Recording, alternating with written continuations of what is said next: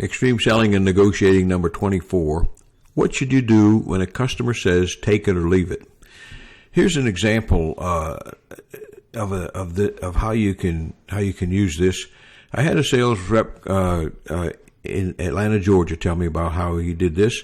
He went into one of his customers, and he'd been a long-time customer. He sold them every week all the products that he needed. And he went in this one time, and the customer says, listen, I had a competitor come in here, and they gave me these low prices. And if you can't match them, then I'm going to have to stay with the competitor, and you've lost the business. Well, here's what the sales rep did, which I thought was really clever. Instead of saying, okay, I'll match the price, he says, I just can't go that low. It's just going to be impossible for me. And he said, I don't understand how they're selling things at this low price, because it's just not right. It's just not feasible for them to be able to sell it. So it may just be a temporary situation or whatever. But most people would just say, okay, I guess I lost the business.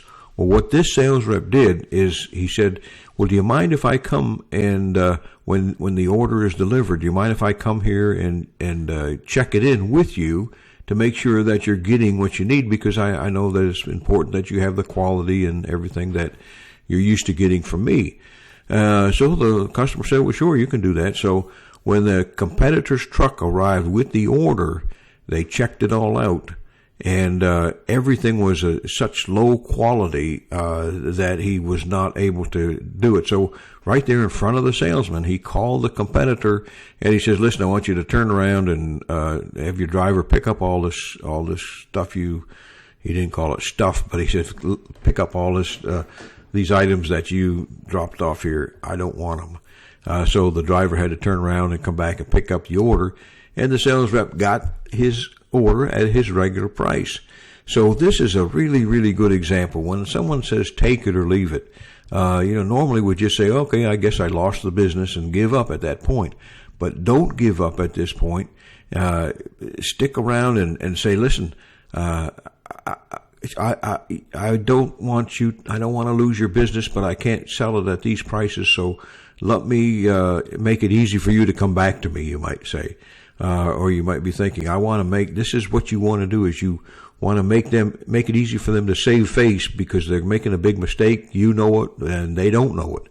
But the competitor is coming in there and selling them a bunch of garbage, and your customer is going to suffer from that.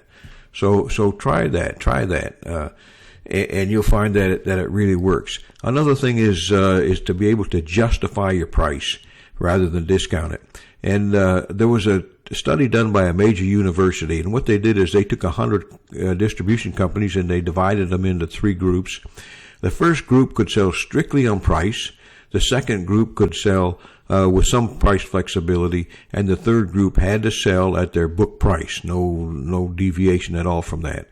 And after a year, they found that the ones that sold strictly on price, they had the poorest quality salespeople, the lowest gross profit, and of all of them. And the middle one, they had a slightly higher gross profit and a slightly higher quality salesperson.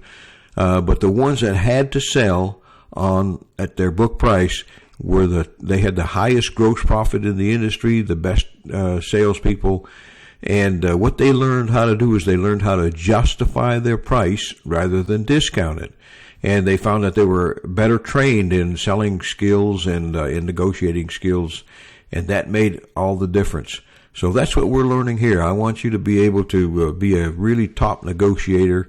I want you to be able to justify your prices rather than discount them. And when someone says take it or leave it, don't just take it at face value, but stay in there and keep fighting for that business. So you make it a great day, make a great sale today, and we will talk to you soon.